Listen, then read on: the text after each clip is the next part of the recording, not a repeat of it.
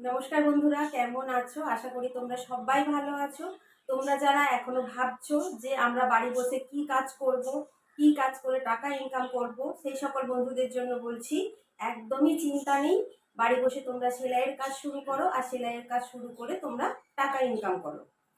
বন্ধুরা, তোমরা কিন্তু সেলাইয়ের কাজ করে মাসে অনেক টাকা ইনকাম করতে পারবে। তার থেকেও বড় কথা যেটা, তোমরা তোমাদের নিজেদের জিনিস কিন্তু বানিয়ে নিতে পারবে। যে জিনিস তোমরা বাইরে থেকে পয়সা দিয়ে বানাও, সেই জিনিস তোমরা কিন্তু নিজে হাতে বানাতে পারবে। আর নিজে হাতে জিনিস বানিয়ে পড়ার মজাটাই কিন্তু আলাদা। তাই বলছি বন্ধুরা, পুজো তো সামনে এসেই গেল। নিজে হাতে জিনিস বানিয়ে যদি পড়তে চাও চটজলদি, তাহলে সেলাইয়ের কাজটা শিখে নাও।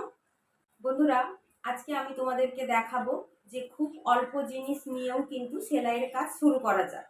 সেই জিনিসগুলো কি কি আজকে আমি তোমাদেরকে দেখিয়ে দেবো। আর আমার এই ভিডিওটা যদি তোমাদের ভালো লেগে থাকে তাহলে তোমরা অবশ্যই আমার এই চ্যানেলটিকে সাবস্ক্রাইব করো, ভিডিওটিতে একটি লাইক দিও, আমার পাশে থেকো, অনেক অনেক ভালোবাসা দিও। তোমাদের ভালোবাসা আমাকে এগিয়ে যেতে সাহায্য করবে। বন্ধুরা, সেলাই কাজ শুরু করার জন্য সবার প্রথম যেটা দরকার সেটা হলো সেলাই মেশিন।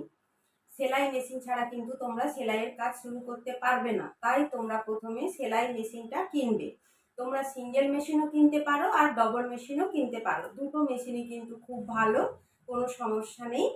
তোমাদের স্বার্থ মতো তোমরা কিন্তু মেশিন কিনতে পারো। তোমরা যদি মনে করো যে তোমরা সেকেন্ড হ্যান্ড মেশিন কিনবে, তাহলে তোমরা সেকেন্ড হ্যান্ড মেশিনও কিন্তু কিনতে পারো। এরপর যেটা দরকার সেটা হলো ববিন কেস। এই ববিন কেসটা মেশিনের মধ্যে লাগানো হয় সেলাই করার সময়। এরপর দরকার ববিন, যেটাতে আমাদের সুতো গোটানো থাকে, সেলাইয়ের সময় কাজে লাগে। এরপর দরকার সুতো। এরপর দরকার ইঞ্চি টেপ বা ইঞ্চি ফিতা, যেটা আমাদের মাপ নেওয়ার সময় দরকার হয়। এরপর দরকার কাঁচি, যেটা আমাদের কাপড় কাটার জন্য দরকার লাগে। এরপর দরকার চক, যেটা আমাদের ড্রয়িং করার সময় কাপড়ে দরকার লাগে। এরপর দরকার মেশিনের সুচ।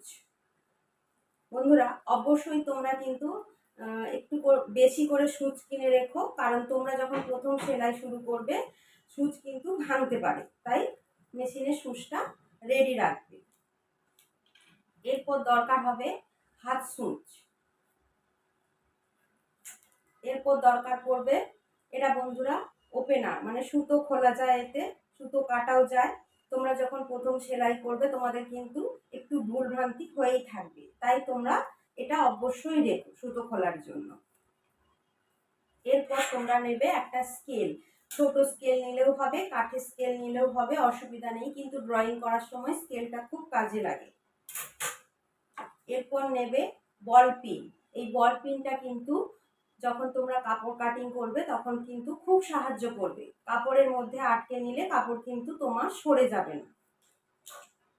তোমরা একটা সুতো কাটার জন্য, সেলাই করার সময় মেশিনে সুতো কাটার জন্য একটা ছোট কাঁচি ব্যবহার করবে। আর তোমরা ব্যবহার করবে খাতা আর পেন, যেটা তোমরা মাপ নেওয়ার সময় অবশ্যই আগে খাতাতে মাপ লিখে নেবে, তারপর তোমরা ড্রয়িং করবে। চলো তাহলে বন্ধুরা, আমি আজকে তোমাদেরকে দেখিয়ে দিলাম যে খুব অল্প জিনিস নিয়েও কিন্তু সেলাইয়ের কাজ শুরু করা যায়। তাহলে তোমরা আর দেরি করো না, এই সামান্য কিছু জিনিস নিয়ে তোমরা সেলাইয়ের কাজ শুরু করো।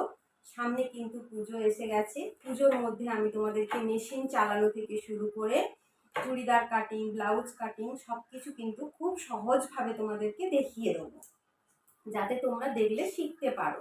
তাই বলছি বন্ধুরা, আমার এই চ্যানেলটিকে তোমরা সাবস্ক্রাইব করো, আমার পাশে থেকো, আমার ভিডিওটিতে একটি লাইক দিও।